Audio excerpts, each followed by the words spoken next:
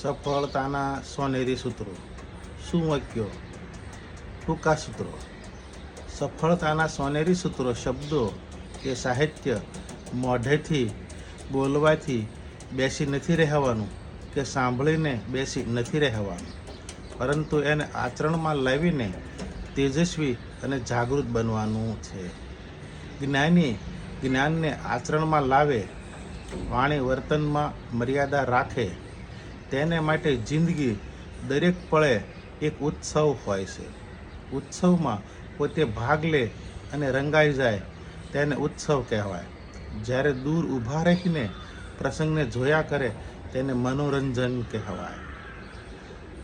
ધર્મિષ્ઠ વ્યક્તિ જ્યાં જાય ત્યાં સદ્ગુણોની સુગંધ ફેલાય છે. સરળતાથી સહજતાથી સ્થિર સ્થિતિમાં જીવશો તો ધનવાન અને શાંતિ પ્રિય બનશો. પ્રકરણ 2. ઉપલબ્ધિ અને સિદ્ધિ. આપણે એક સિદ્ધિ માટે નહીં, અનેક સિદ્ધિ માટે સર્જાયા છીએ. એક ઉપલબ્ધિ મળે એટલે થંભી જવું નહીં. અનેક ઉપલબ્ધિ માટે પ્રયાસ, પરિશ્રમ, સંકલ્પ રાખવો. મોટા પર્વત ચઢ્યા પછી ખબર પડે કે હજુ જીવનમાં આવા તો અનેક પર્વતો ચઢવાના બાકી છે.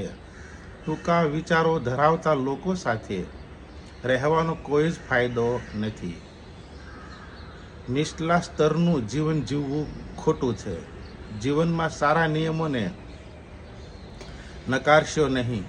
તપ, વ્રત અને મર્યાદા વેઠીને ચાલનાર અવશ્ય સુખી થાય છે. પ્રકરણ 3. વાતાવરણ પરિબળ. સફળતા એક એવું પરિબળ છે જે મસ્તી અને તણાવ પણ આપે છે.